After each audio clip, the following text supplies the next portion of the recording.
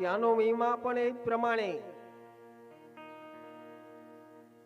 ત્યાં જઈને પિંડદાન કરી આવે ને તો પણ પિતૃઓ મોક્ષ ગતિને પામે. બાલાચડીની અંદર જાઓ બાળા ભોળાના શ્રાદ્ધ માટે. આ બધા તીર્થોનો મહિમા છે.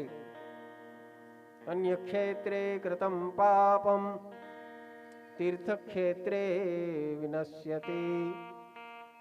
તીર્થ ક્ષેત્રે કૃતમ પાપમ વજ્રલેપો ભવિષ્યતિ.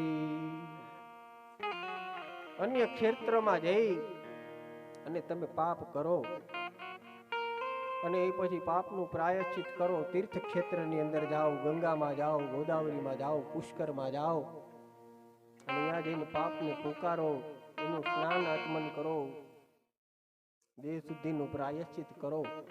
તો એમ કહે છે શાસ્ત્ર કે મનુષ્ય પાપમાંથી મુક્ત થઈ જાય. પણ તીર્થ ક્ષેત્રે કૃતમ પાપમ વજ્રલેપો ભવિષ્યતિ. તીર્થમાં જઈને પાપ કરવામાં આવે.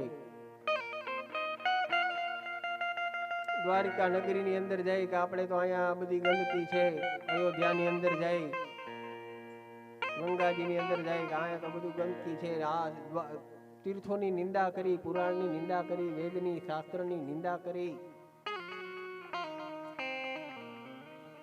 તો એ આપણને દોષ લાગે. એની નિંદા ન કરાય. નિંદા ન કરાય એટલું જ નહીં, ત્યાં ગંદકી પણ ન કરાય. પાડાપણ ઉપર ઉભા ઉભા મચ્છુ નદીની અંદર પિચકારી ન મરાય. ગંગાજીની અંદર પિચકારી ન મરાય. પૃથ્વી, જળ, વાયુ, તેજ અને આકાશ, આ પંચ તત્વોમાં પરમાત્મા રહેલા છે.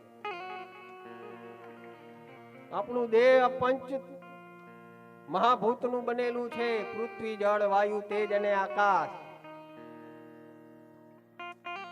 એ પંચ તત્વોની શુદ્ધિ રાખવી જોઈએ. કારણ કે પ્રકૃતિ પણ ઈશ્વર છે. જળનું રક્ષણ કરવું એ આપણી જવાબદારી છે. પાણી અને વાણી વિચારીને વાપરો. જળનું પૂજન કરવામાં આવે, પંડિતો પૂજન કરાવે. કળશની અંદર તીર્થોનું આહવાન કરવામાં આવે. સૂર્ય મંડલાન સર્વ તીર્થાન નાવાય. સૂર્યના કિરણો આખી પૃથ્વી ઉપર પડે.